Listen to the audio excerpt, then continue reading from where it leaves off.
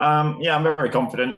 Obviously, going into London, we've generally performed there quite well over the years. So yeah, quietly confident that we can just have a clean, successful weekend. I mean, it's going to be difficult to beat the Jaguar powertrains for sure. The London layout definitely plays into their strengths. So I think to win races like I did last year and the year before will be extremely difficult. But if we can just try and be best of the rest and maybe just try and finish just behind them, then I think that's a very good weekend, and hopefully it will be enough.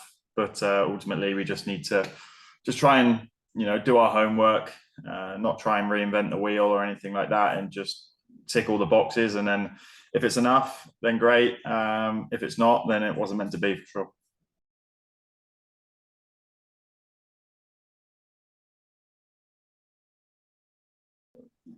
The points buffer we have is obviously massively welcomed coming into a race like London, where it is difficult to overtake at. So that has its pros and cons. If we qualify at the front, then I'd say 70% of the job is done. Obviously, just avoiding any crashes or mistakes or is really the biggest thing for the race. But we've generally performed there really well over the years. So I don't think there's a track which I would like to go into London with for the final race of the year, just purely because the event itself is incredible. Formula E do an incredible job with the show, the pre-race build-up, the indoor arena. So I just think there'll be a lot of excitement around the whole race. And yeah, I just need to do my job. But ultimately, I don't approach it any differently in terms of what I'm doing now, or what I'll be doing in the build up to it. I've still got my 2 days on the simulator at Stuttgart next week, where we'll be going through all the motions to do what we always do. It's not like I'll be changing anything in preparation just because we have a 24-point lead. What we're doing right now is working well, and it's not the time to change it. About on Saturday, I had a problem with the car's energy in the last few laps, I guess. So could you please explain what and why that happened?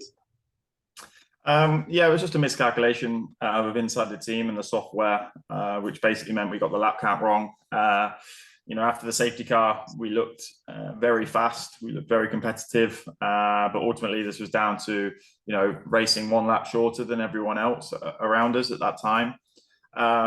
So yeah, it was just a small mistake which had heavy consequences, which obviously lost us the podium, which is a bit of a shame. But yeah, I mean, I think we've learned a lot from it. There was still some confusion along the way with the FIA of what lap counted under safety car and what didn't. So I think we now have clarity on that.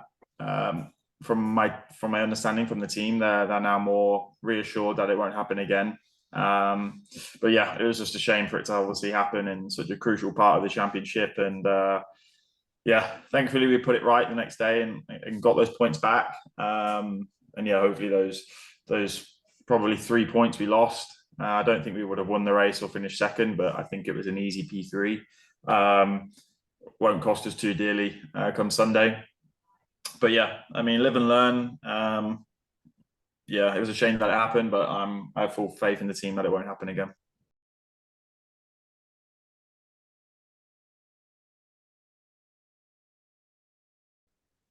Obviously the Porsche side is, their main goal is to try and obviously win the championship. They're obviously battling for the constructors, which would be their number one priority. And then obviously if I can try and win the drivers, then I think it's the best case scenario for them. But we don't plan to bring any updates for London. I think it would be very much just what we have now is what we will be taking to London. So there's not really too much from their side they can help me with. It's very much just focusing on our job, making sure inside our team it's correct and everything is working as it should. Your journey so far is being like a movie because you had the perfect start, then a huge DNF sequence, anti-redemption arc with podiums, and a podium record in the same season. So how do you evaluate your season as a whole, not just your performance itself, but the way you handled everything that happened on the season?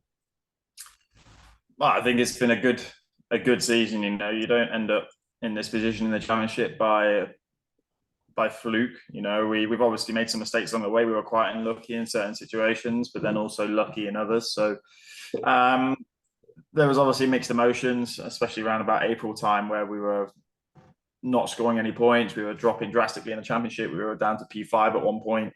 And then obviously we sort of hit a reset in Berlin and got the podiums after that. And yeah, we've been on a really good run of form lately. So I look back at the season and think there's certain things we could do better, but ultimately I wouldn't change anything from it. I think I became a better driver from my mistakes, from the team's mistakes, and something which has enabled me to have these podiums, what I'm getting now. They're obviously a factor from the mistakes we made at the start of the year. So yeah, and you don't learn by winning every race, you know, you learn from your mistakes. So we're in a great position right now. We're obviously leading the championship, so we've obviously had the best out of everyone, but I think everyone looks back at their season at certain times and wish they did things differently, but ultimately yeah, we're learning from our mistakes, which is the most important thing for this year and the future with Andretti. E aí, gostaram? Não esqueça de deixar aquela curtida, aquele comentário, compartilhe nosso conteúdo e, claro, segue o Entre Fórmulas nas redes sociais e acesse o nosso site entreformulas.com.br para ficar por dentro de tudo. Até a próxima!